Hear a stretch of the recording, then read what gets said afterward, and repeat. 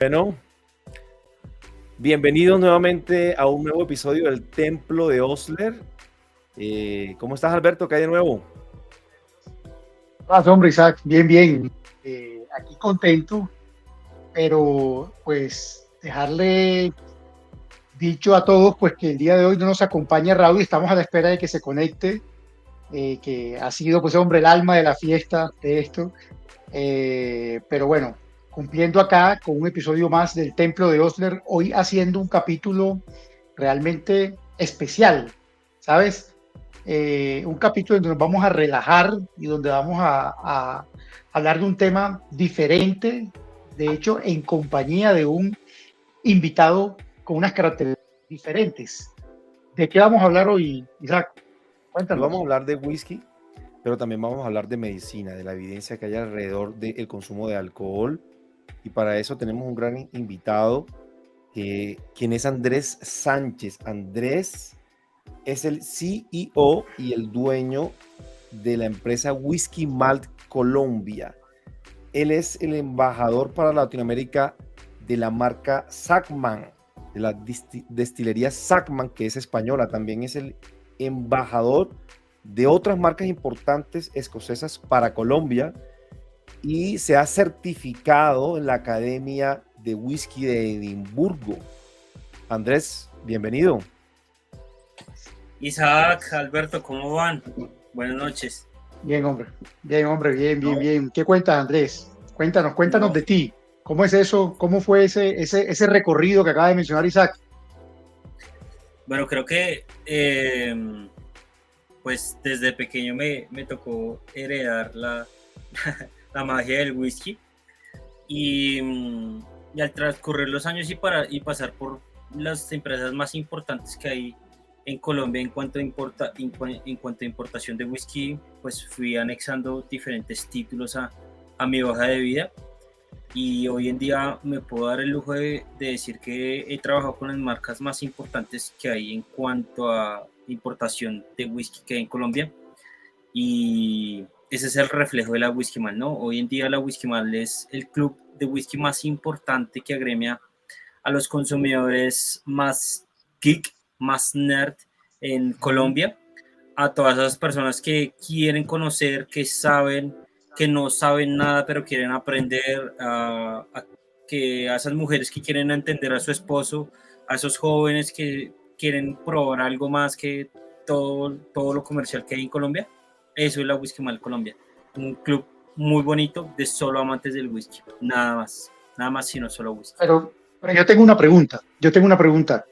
¿Esto corresponde a una organización con un escenario físico?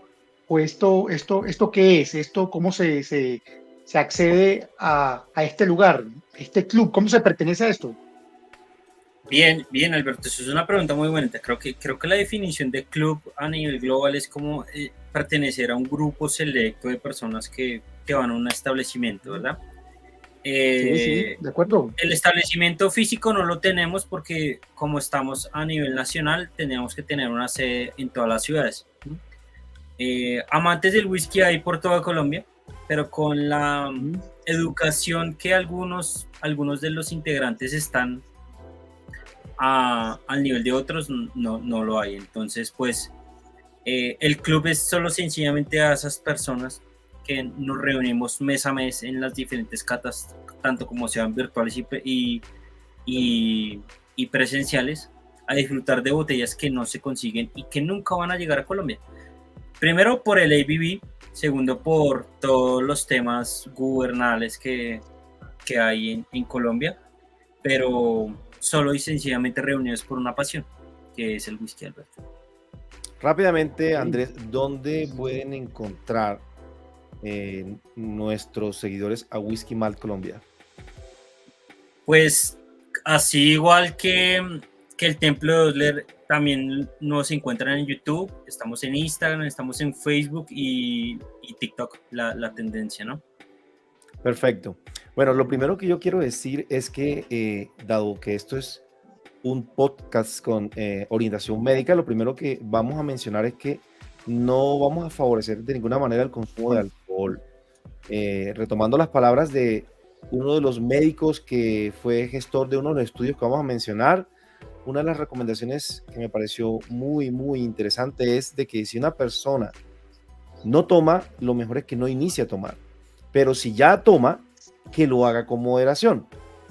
Sin embargo, sí hay que subrayar algo, ¿no, Alberto? Y es que los médicos ingerimos bebidas alcohólicas y eso es una realidad. Por ejemplo, si yo te pregunto a ti si eres abstemio, ¿lo eres? Para nada. Y yo tampoco. Es más, podemos decir hoy era un día, hoy es un día especial. Es un día especial. Qué lástima que no nos está acompañando Raudy, que lo teníamos organizado, lo teníamos planeado, pero ha tenido una vicisitud de última hora. Esperamos que se conecte a lo largo del capítulo. Pero hoy, de hecho, teníamos dentro del planteamiento que todos íbamos a estar con una bebida alcohólica, ¿cierto? Que íbamos a festejar hoy, que ya llevamos varios episodios y por eso queríamos que hoy fuera un día diferente. ¿Con qué bebida estás, Isaac? Cuéntame. Bueno, yo decidí esta noche que nos acompañara la destilería Kilchoman y estoy con la referencia Sanaik, es un whisky procedente de Ayla, es un whisky ahumado. Y bueno, sí, vamos de todas maneras a festejar porque ya llevamos varios capítulos y nos ha ido bien, tenemos una audiencia importante y estamos muy contentos por eso. Bueno, entonces pero déjame a mí decir con qué estoy yo y con qué está acompañándonos Andrés. Qué pena. Sí. A ver, yo estoy con esta cerveza que es una cerveza alemana, Paulaner. En realidad yo no soy el que más sabe, pero quise hoy experimentar y probar con esta cerveza para el capítulo de hoy. ¿Tú con qué nos acompañas, Andrés? Alberto, Isaac, yo creo que a los internistas y a los médicos que van a estar esta noche van a ver el capítulo cuando puedan. Va a estar con dos amores y con dos odios, ¿no? Entonces, voy a estar primero, voy a comenzar con Port Charlotte 10, un whisky de la tendencia. Quien es amante del humo sabe que esto es amores y de odios. Quien lo ama, lo ama y quien lo odia, lo odia. Y voy a probar, estoy en este momento con Old Pugny, terminado en barricas de Pinot de Charron, una barrica de vino francés. Creo que eso es una de las cosas bonitas que está pasando hoy en día en cuanto a actualización de las barricas del mundo del whisky en maduraciones de vino. Eso es. Yo te quiero comenzar a hacer una pregunta, Andrés, dejando claro lo que ya mencionó Isaac. Esto no tiene como fin incitar a nadie a que quien no lo haga lo comience a hacer. Es más, quien no lo haga, preferiblemente que se quede así. Y quien lo haga, que lo haga en la menor cantidad posible y con la moderación que exige una toma adecuada de alcohol, de licor. Pero yo quería comenzar preguntándote, para los que entramos al mundo o los que entran al mundo del whisky, con bebidas blended y bebidas muy comerciales. Veo que tú mencionas unos whiskies con unas connotaciones específicas, hablas del tema de los ahumados y varios whiskies que se definen de esa manera o que se presentan de esa manera. Eso del tema del ahumado, ¿a qué hace referencia, Andrés, en los whiskies? Pues Alberto, si hablamos puntualmente del ahumado del whisky, se da la connotación puntualmente a dos temas puntualmente. Podemos presentar en la percepción organoléptica una sensación amaderada que se presenta por la barrica, ¿sí? Y la sensación de humo, de combustible, es por la turba, que es el material orgánico con el cual se seca la cebada para que ésta pueda, con el cual se seca la cebada malteada para que ésta deje de germinar y así se para el proceso de germinación. Entonces es esta la turba y este es el material orgánico quien le brinda a esos amantes de Ardbeg, de Lagavulin, de Laphroaig, de Port Ellen, de Bunnahabhain y Kilchoman la sensación a humo. Esto es lo que realmente ustedes aman, la turba, el pit. Ok. Bueno, ¿Tú has probado esa sensación ahumada, Isaac? Sí, claro, me encanta. Y Andrés lo sabe. Sí. Bueno, voy a empezar a hablar un poquito más de la parte médica para seguir adentrándonos de forma paralela en los dos mundos. Y lo primero que voy a mencionar es que hemos hablado de consumo con moderación y hay que definir qué es consumir bebidas alcohólicas de forma moderada, ¿cierto? Porque en los estudios que vamos a estar mencionando y que tú vas a hacer referencia, Alberto, se habla de los tragos de whisky, ¿no? Y de las medidas. La literatura menciona que se considera una ingesta moderada de alcohol, en particular hablando de los licores fuertes, dentro de los cuales está el whisky, para un hombre, un trago al día. Y ese trago hace referencia a 1,5 onzas aproximadamente, o un proof en términos anglosajones, de whisky al día. Para una bebida, para una tomada, digámoslo así, de varios tragos de whisky, para un hombre es admisible como moderado, o se considera como moderado, hasta 4. Para una mujer, hasta 3. Y semanalmente para un hombre, hasta 14. Para una mujer, hasta 7. ¿Ok? En relación a lo que se ha venido describiendo en la literatura médica, Alberto, de consumo de bebidas alcohólicas y salud, ¿desde cuándo esto ha sido tema de interés? Bueno, el alcohol y la salud ha sido un binomio inquietante desde muchas décadas atrás, pero podemos decir con certeza, dado que la medicina es cruel con respecto a la información y lo que realmente tiene importancia es lo que tiene evidencia, Andrés e Isaac. Entonces, podemos decir que con rigor epidemiológico desde el año 1985, en el año 1985, específicamente en marzo de 1985, es publicado el primer artículo que se muestra como un ensayo aleatorizado, controlado, en donde se hace comparación de dos grupos, específicamente con 48 personas nada más. ¿Qué personas eligieron? Hombres sanos que no sufrían de hipertensión arterial, normotensos, y se someten a dos grupos. Estas 48 personas son aleatorizadas, Isaac, a dos grupos. Ese es el primer estudio que la literatura menciona, 1985, estamos hablando de casi 40 años atrás. Dos grupos, un grupo que durante 6 semanas se sometió a un consumo muy bajo de alcohol, al 0.9%, y seguido de eso 6 semanas más de un consumo mayor de alcohol, 5%, y otro grupo que hizo lo mismo pero de forma inversa, comenzó con el 5% y posteriormente siguió las 6 semanas siguientes con 0.9%. Fueron 48 personas. ¿Y qué notó el estudio? Por primera vez se sienta la base científica de que el mayor porcentaje de alcohol estaba asociado a unos mayores niveles de presión arterial. Estamos hablando de casi 4 a 5 milímetros de mercurio en la sistólica y de aproximadamente 2 a 3 milímetros de mercurio en la diastólica. Entonces, ¿por qué es importante mencionar esto, Isaac?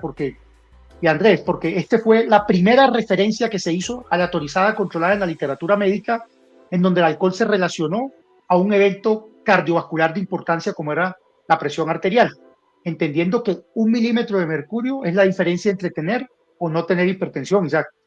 Entonces, fue un estudio importante, reposa en este momento en los archivos de la AJA.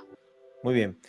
Andrés, yo quería hacer una pregunta muy general, como para ir adentrándonos en el tema del whisky.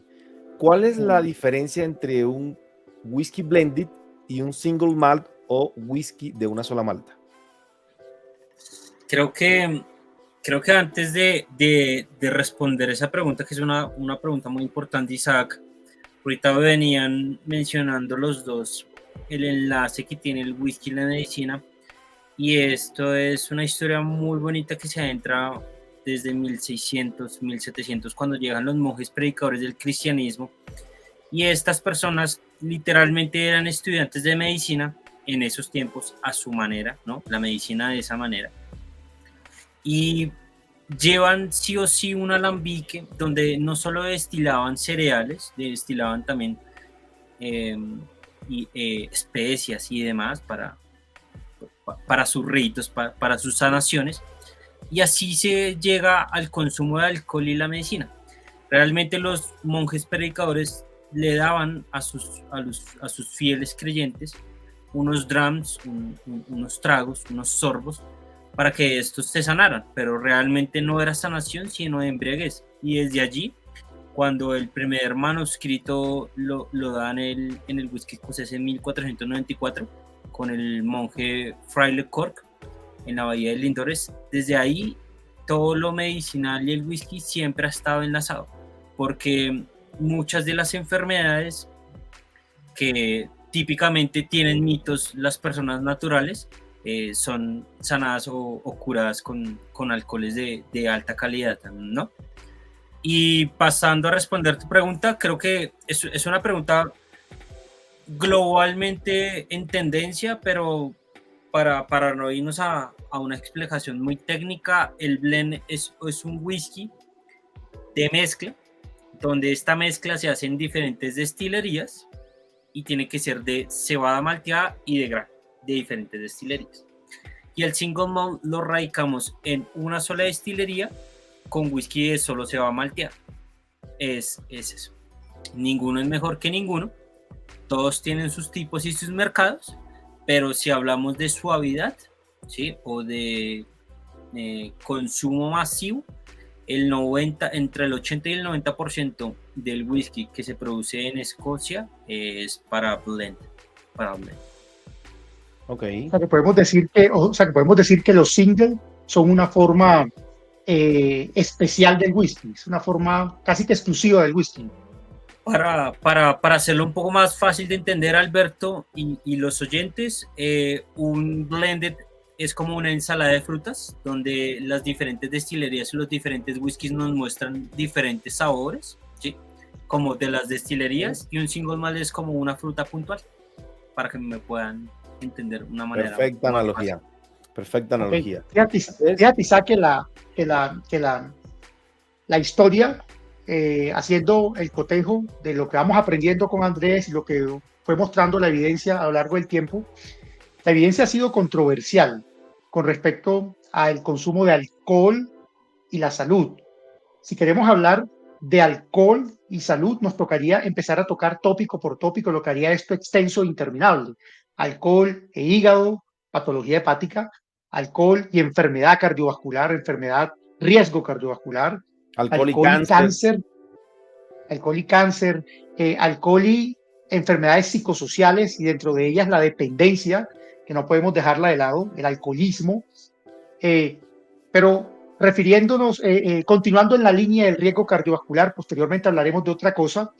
Fíjate que en el año, a lo largo del tiempo, después de 1985, la evidencia fue controversial respecto al beneficio que podía tener el alcohol en el riesgo cardiovascular y el lado contrario, que es el alcohol se porta como un factor de riesgo cardiovascular. Entonces, desde 85, digamos que hasta hace una década aproximadamente, que la revista Nature hace una publicación que traje a colación nuevamente, poniendo el alcohol en el término del factor de riesgo cardiovascular. Entonces, en esta publicación ellos hacen 3 grupos. Mira lo curioso que fue el estudio. Crean 3 grupos aleatorizados, nuevamente, por eso un rigor epidemiológico, por eso el ensayo lo traigo acá, porque resaltó en la historia, la literatura, refiriéndonos al riesgo cardiovascular. Un primer grupo donde no se bebía alcohol, 157 pacientes en total. Un segundo grupo donde a las personas se les daba 1 a 2 bebidas semanales, y un tercer grupo donde se consumían entre 3 o más bebidas semanales.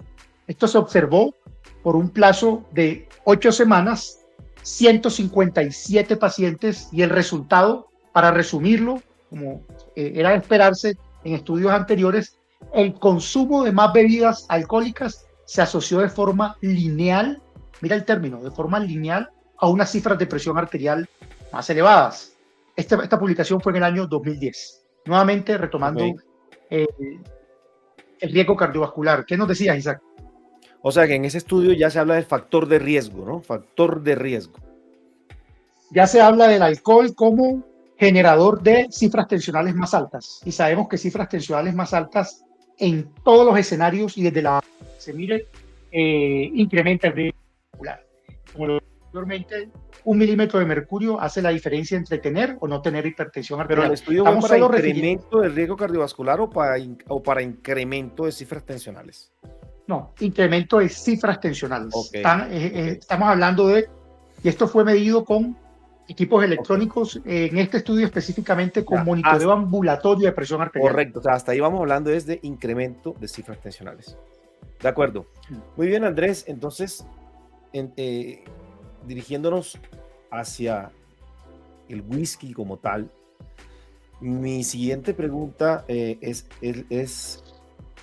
en relación a si una persona desea empezar a indagar en el mundo del single malt, ¿con cuál whisky crees tú que debe empezar? Pues es que a la categoría que te vas puntualmente es una categoría que si la miramos antiguamente, el single malt, anteriormente Isaac y Alberto, era una bebida muy tosca, muy invivible, ¿sí? Era una bebida muy fuerte. Por eso nace el blended scotch, una bebida, un tipo de whisky más drinkability, más bebible para abarcar a más tipos de personas, ¿sí? Jóvenes, mujeres, ¿sí? Si me haces esa pregunta unos años atrás, yo diría que un blended scotch. Y yo digo hoy en día que todo el mundo debe comenzar con un blended scotch. Un whisky suave, que tiene el mismo porcentaje de alcohol que un whisky, 40, pero es un poco más bebible, más pasable, ¿sí? El single malt yo lo veo ya más, no para expertos, pero sí personas que se toman el tiempo de entender el alcohol, ¿sí? Si me pones el ejemplo hoy, yo te diría que comenzar con un Johnnie Walker 12, Douglas 12, Chivas Regal Extra, que son whiskies amables que se pueden percibir bien. Y si vamos a la categoría más vendida, podría decir que un Glenfiddich 15, Glenmorangie 10, Aberfeldy 12 y demás.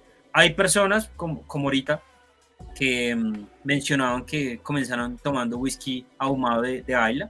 No me parece una categoría que deban comenzar, porque es un whisky muy fenólico, con una carga de humo impresionante, entonces no sería una buena experiencia.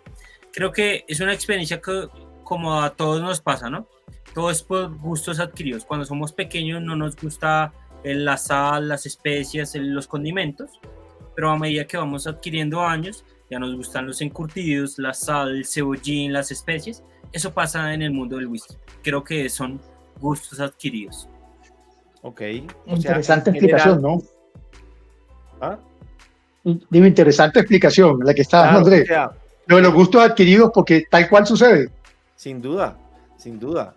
Le he escuchado a mucha gente, por ejemplo, hablar de las aceitunas, que al principio no le gustaban las aceitunas cuando eran muy jóvenes, y ya a posteriori, ya de adultos les gustan, ¿sí? Pero entonces, retomando la idea en general, veo que te inclinas por adentrarse en el mundo del single malt con un whisky afrutado, ¿cierto? Tienes toda la razón. Creo que los whiskies afrutados me pueden llevar a una transición de sabores impresionantes. Nosotros somos lo que leemos y no lo que sabemos, porque el gusto solo tiene 5, pero el mapa de aromas que nos visualiza el olfato es impresionante. O sea, no hay whisky que no te lleve a un recuerdo, no hay copa que no te huela nada, no hay mano que no te huela nada. Somos lo que leemos, y el viaje sensorial que te puede llevar a un whisky es impresionante. Qué hermoso es tomarse el tiempo y aprovechar una copa, sea una botella, sea un dram, sea lo que sea en la medida internacional o nacional. Creo que el olfato es uno de los sentidos más perfectos y más agudos que tenemos, que siempre me gusta llevarlo al extremo, ¿no? Así es. Fíjate que la memoria más fidedigna es la memoria olfativa, ¿no? Dicho de hecho, una médica, cuando se percibe un olor, eso evoca más recuerdos que la misma visión, que el mismo tacto, que el mismo sabor. Yo quisiera, con respecto a lo que Isaac precisó ahorita, ahondar en el concepto del consumo leve, el consumo moderado y el consumo de alcohol, pues para que sea nuevamente entendido por toda la audiencia. Y voy a basarme en lo que en la Organización Mundial de la Salud define como consumo moderado, consumo leve y consumo alto de alcohol. Entonces, en términos de gramaje de alcohol, más de 20 gramos es lo que se define como un consumo excesivo de alcohol para que la audiencia entienda. Entre 10 y 20 gramos es lo que se define como un consumo moderado y menos de 10 gramos es lo que se consume es lo que se define como un consumo leve de alcohol. Pero eso, ¿qué equivalencia tiene? ¿Qué es lo que importa realmente para que la gente sepa qué es de cada cosa? Entonces, hablamos de un consumo moderado entre 10 y 20 gramos de alcohol, Isaac. ¿Qué significa eso o a qué equivale eso? Traje aquí la referencia. Equivale a 1.5 litros de vino a la semana. Estamos hablando de un consumo moderado, entre 10 a 20 gramos. 1.5 litros de vino. Equivale a 3.5 litros de cerveza. De una cerveza al 5%, un vino 12% máximo. Y equivale a menos de 450 mililitros de un spirit. O sea, una bebida que alcance máximo el 40% de alcohol. Pero Estamos hablando semana, de los whiskies. Todo eso que a la semana. Okay. Absolutamente. Todo lo que he mencionado es a la semana. Entonces, si hacemos ese consumo, estamos haciendo un consumo moderado. Ahora, si consumimos la mitad de esos valores que yo acabo de dar, estaríamos hablando de un consumo leve, que es un consumo menor. Te voy a hacer entonces a 10 gramos. La siguiente pregunta, Alberto. ¿Existe algún consumo en términos de riesgo cardiovascular que sea seguro? No existe un consumo en términos de riesgo cardiovascular que sea seguro. Y de hecho, una publicación que hace la revista JAMA, que de hecho la hace en el año 2022, la hace el año pasado específicamente, y 20 del año 2022. Ellos concluyen que no hay un consumo de alcohol que sea seguro en términos cardiovasculares, pero sí concluyen que todo consumo de alcohol, inclusive el consumo de alcohol bajo, representa riesgo cardiovascular, pero que ese riesgo cardiovascular, es un estudio muy bonito, ¿no? Pero que ese riesgo cardiovascular está en función de la cantidad de alcohol que se tome y de la cantidad por semana que se tome, entendiendo que en la medida que aumenta el consumo de alcohol, aumenta el riesgo cardiovascular. Y esto es importante porque estudios anteriores, por ejemplo, en las guías anteriores de hipertensión arterial, de dislipidemia, de diabetes, se planteaba por estudios observacionales anteriores que el alcohol tenía un efecto protector cardiovascular. Hoy en día se sabe que a esos resultados se llegó, Isaac, Andrés, porque la población en la que se evidenció ese efecto protector eran personas sanas con estilos de vida muy buenos. Entonces lo que se lograba era solapar el efecto del alcohol y digamos que se portaban como variables confusoras y se adjudicaba el efecto benéfico al alcohol. Pero sí, este estudio que acabo de mencionar, Isaac, depura todas esas variables. Y las depura es lo que llaman las variables de coincidencia. ¿Y cuál fue la conclusión? De tal manera que ¿Cuál fue la conclusión? La conclusión es que a mayor consumo, mayor riesgo, pero que el consumo leve no estaba exento de riesgo. Ya. ¿Listo? Bueno, quise subrayar sobre la conclusión de ese estudio porque hay un estudio que está publicado en el JACC y que fue auspiciado, o bueno, los autores fueron muchos, está el doctor Michael T. Osborne. Ese estudio, que es del año pasado, involucró alrededor de 53,000 personas y evaluó el riesgo cardiovascular, y la conclusión fue completamente opuesta. En ese estudio se demostró que el consumo moderado, y ellos definen moderado hasta 5 tragos de alcohol, los pacientes que estuvieron sometidos a un consumo moderado de alcohol, les disminuyó el riesgo cardiovascular, les disminuyó la mortalidad por todas las causas. y llegaron a la conclusión que es por el efecto de disminuir el estrés. El alcohol disminuye la actividad de una red neuronal que tiene que ver con el estrés y de esa manera disminuyó el riesgo cardiovascular y la mortalidad por todas las causas en estos pacientes. Sin embargo, en el mismo estudio se demostró que hay un incremento del riesgo de cáncer. Los autores entonces concluyen, sí hay una disminución de la mortalidad, sí hay una disminución de la morbilidad, pero aumenta el riesgo de cáncer. Entonces, con eso quiero subrayar que la evidencia es contradictoria, ¿cierto? Contradictoria. Definitivamente es contradictoria. Andrés, ¿cómo manejan en el abordaje que hacen en las catas y digamos en la atención al público que hacen durante las catas? ¿Se hace alusión al tema de la salud durante los eventos? ¿O esto queda tácito? ¿O cómo se maneja esto? Creo que el punto de vista que tocas es muy importante y es el consumo responsable. Siempre en una cata debe haber, primero, un consumo responsable por dos aspectos. Lo primero que hace la Whisky Mal Colombia no es solamente un club, sino es la cultura general. Me refiero a la cultura general porque siempre hay una botella de alcohol y deberíamos todos tener cultura general en cuanto a alcohol, en cuanto a desde un fermentado hasta un destilado, cerveza, vino, tequila, champán, siempre. Y si lo visualizan así, siempre hay una botella de alcohol en los momentos más importantes de nuestra vida. Cuando nos casamos, cuando cierre negocios y demás puntos específicos importantes de nuestra vida. Entonces, por eso debemos tener cultura general en cuanto a qué tomamos, cómo tomamos y cómo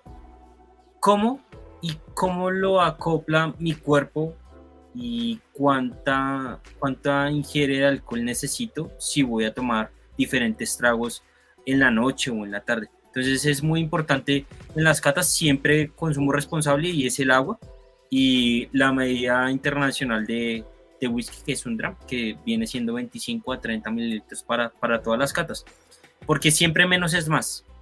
Botellas lujosas y costosas, tirando a conocer qué me puede llevar o qué me expresa esta edición, esta botella, no con una botella completa, sino con un dram, máximo 2 drams en la noche. Okay. Esto es curioso, Isaac, ¿no? Porque nosotros los médicos conocemos todas las ciencias de las que estamos hablando, pero si yo te hiciera la pregunta a ti de si después de este conversatorio tú vas a dejar de acompañar tus reuniones con un buen trago o de festejar en algún momento, ¿tú lo vas a dejar de hacer? Probablemente no, pero creo que sí, y es un llamado para todos los colegas y para mí mismo, ¿no? Con lo que dice Andrés, hay que tomar con moderación, y ya hemos mencionado qué es la moderación. Sí. Ojalá en la mínima cantidad justa posible. Sí. No, yo creo, Andrés, que se trata de un tema también cultural, ¿sabes? Yo por lo menos, yo vengo de una cultura, Isaac lo es, Rowdy lo es también, de una cultura de la costa, donde digamos que el alcohol ha hecho parte de muchos de los momentos de nuestra vida, como parte de la celebración, es un invitado más en la celebración, y yo digamos que no me excluyo de eso. Yo he acompañado los momentos trascendentales, así como lo dijiste, mi graduación, las fiestas con mis amigos. De hecho, actualmente no consigo una buena tertulia sin que tengamos el acompañamiento de una bebida sin excesos, por supuesto, sin excesos, con moderación. No soy amigo de los excesos, pero creo que es un tema cultural. No venimos de una familia abstemia ni de un grupo de amigos abstemio, así que me parece que eso tiene mucho que ver. Pero tú mencionaste algo importante ahorita, Isaac, y es el tema del cáncer, ¿cierto? Sí. Entonces, fíjate que con respecto al cáncer, hay una publicación de la revista Lancet que se hace el año pasado también, en el año 2022, en junio del 2022, que titula como Salud y riesgo de cáncer asociado a bajos niveles de consumo de alcohol. Ese es el título traducido al español de la publicación. A mí me llama la atención que ellos mencionan el alcohol asociado de forma significativa, estadísticamente significativa, y como agente causal incluso de al menos unos 7 tipos de cánceres, dentro de los que se puede destacar como los más importantes, los cánceres gastrointestinales, Isaac. El hígado, colorectal, esofágico, pero me llamó muchísimo la atención encontrarme que es un agente causal del cáncer de mama. Sí. Y que por lo menos para una publicación que se hace... Los más comprometidos son la vía aérea superior, la vía digestiva superior, pero hay mucha evidencia que apoya la relación entre el consumo de bebidas alcohólicas y el cáncer de mama, y de hecho la mujer es más susceptible a los efectos deleterios del alcohol, más que el hombre. Así es, y eso es una realidad. Increíble. Me pareció increíble y saber que en el año 2017 hubo una publicación en Estados Unidos en donde se habla por las entidades de salud, una publicación por salud pública donde se mencionaba que asociado al alcohol había la generación de 23,000 casos nuevos de cáncer, y que de ellos la mitad era de mama, cáncer de mama. En realidad me pareció un dato sumamente preocupante, pues nuevamente haciendo alusión a que debe haber un consumo bajo de alcohol. De acuerdo. Responsable. Bueno, Andrés, yo te quería preguntar algo. ¿Crees tú que la oferta que tenemos de whisky escocés, en particular de single malt, en Colombia es rica o más bien es pobre? Creo que la respuesta es pobre. Es pobre por la cultura general que tenemos, Isaac y Alberto. A mayor cultura general que tengamos en cuanto a consumo de marcas no comerciales, típicamente las destilerías propiamente pues van a ver a Colombia como marca o como país que quieran exportar su whisky. Pero esto pasa y sencillamente por las leyes y normas que tenemos en Colombia, ¿no? Para ser llamado whisky tiene que tener 40% de alcohol por volumen, ¿sí? Y después de este punto intermedio, cada punto de alcohol, 41, 42, 43, paga un impuesto al Estado, y es un impuesto un poco alto. Esto hace que bebidas como, por ejemplo, Port Charlotte, que tiene 50% de alcohol, no vaya a llegar a la mayor cantidad de impuestos. Porque tiene 10 puntos más, que por cada punto tiene que pagar impuesto. Esto haría que un container no tenga mucha rentabilidad, la importación y demás, tax, shipping, no sea tan rentable traer estas marcas con mayor porcentaje de BB. Pero a lo que no le apuesta el Estado es a que su propio personal se capacite para saber entender cuando estas botellas ingresan al país, ¿sí? No hay cultura general, primero ni por el Estado, ni por gran parte del país.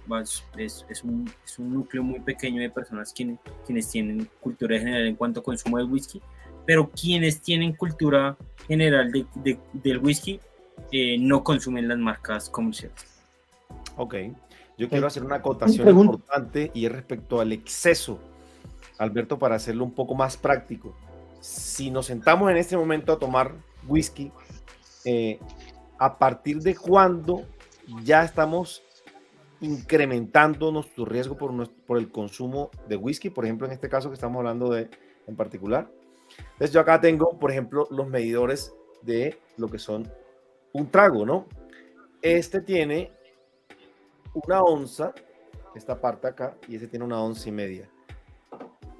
Redondeando, necesitamos 4 de estas medidas en un trago, 4 en un día para las mujeres, y eso es exceso. Y para los hombres, 5 o más.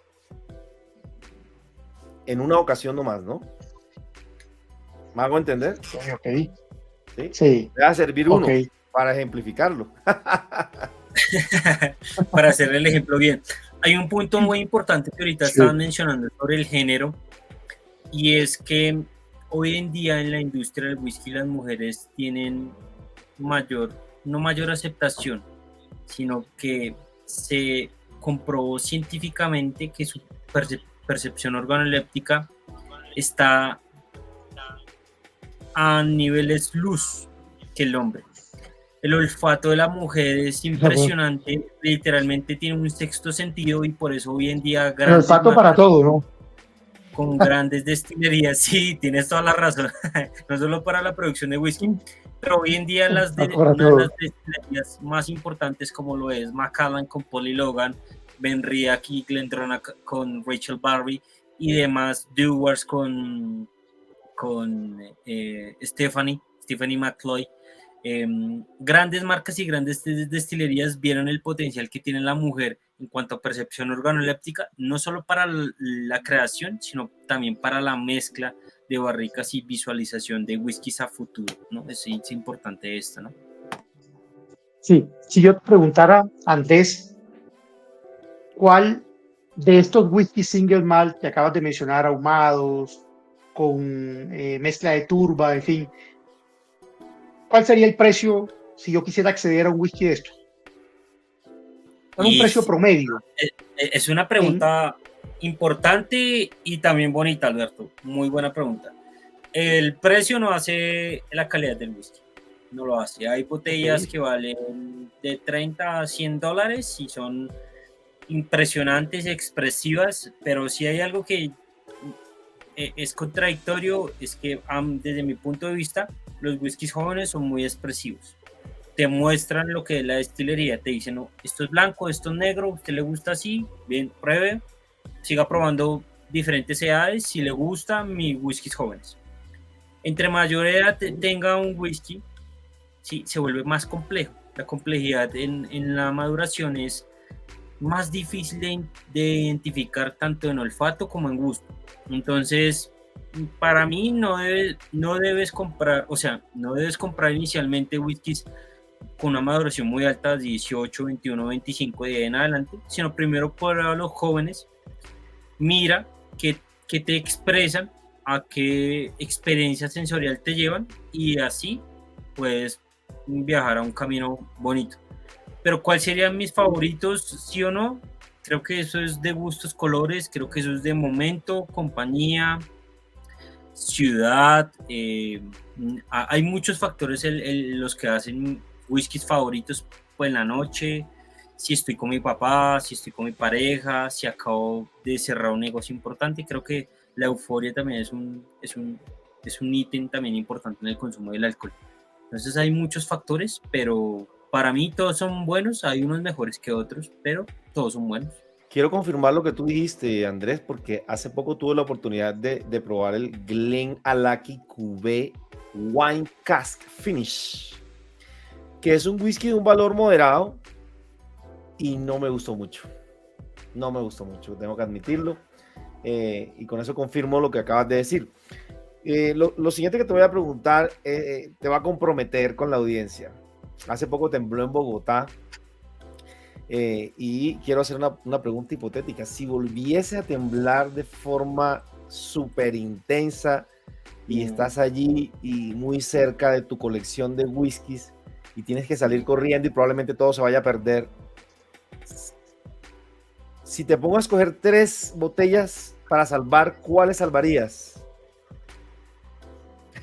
Bueno, si lo pones en el estado catastrófico que lo voy a, lógicamente tengo que ir por las botellas más costosas porque estoy mirando un episodio catastrófico.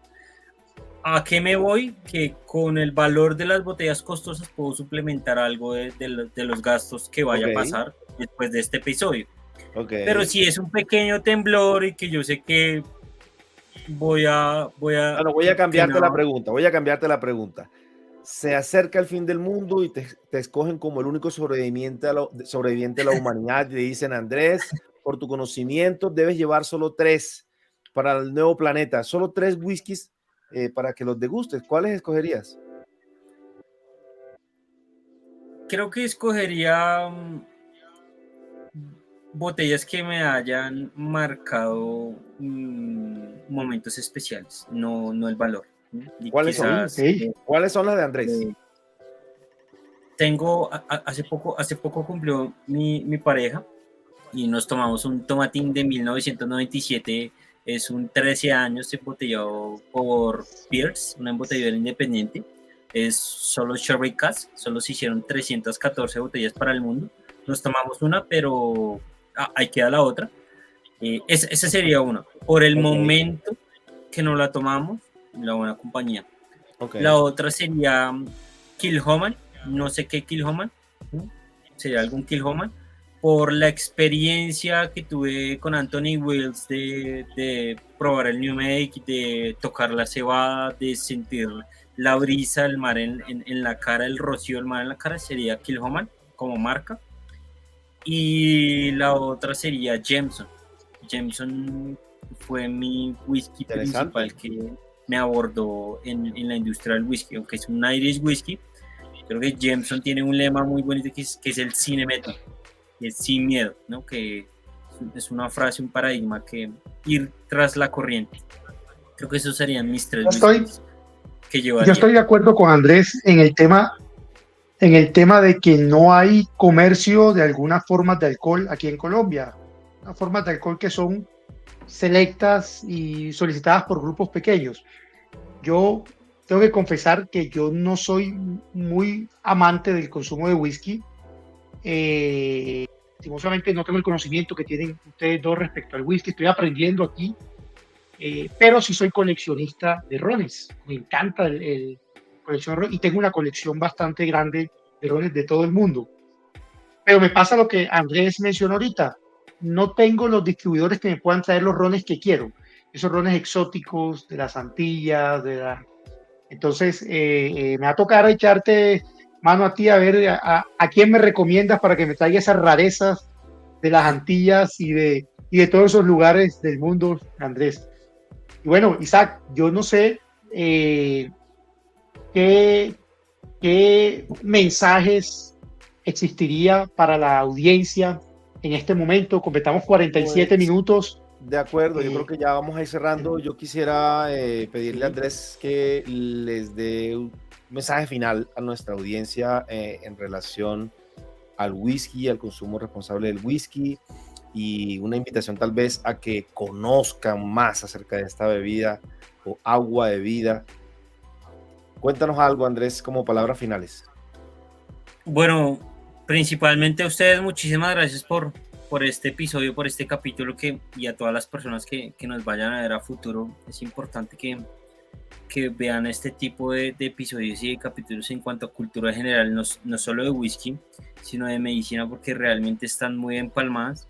Y el mensaje más bonito que les pueda dejar en cuanto al whisky es que no hay whisky costoso que te lleve a una experiencia que el barato no te lo pueda llevar, y la edad del whisky no define la calidad, ¿no? Creo que lo más importante en cuanto a la selección de una botella es cuándo, con quién y el momento de consumo. Creo que son factores muy importantes para la toma o la ingesta de alcohol, no solo de whisky, ¿sí? De acuerdo. Y siempre agreguen unos sorbos de agua en intermedios, ¿sí? Si usted sabe que tiene que manejar, no tome, ¿sí? Y algo muy importante, en algún momento de su vida, siéntese a tomar y mirar los tragos y controle los tragos. Sepa cuántos tragos puede ingerir. Raúl, bienvenido. Así es. Bueno, por fin Raúl nos saluda porque tuvo un conectó esta noche. Nos quedamos esperándolo 45 minutos.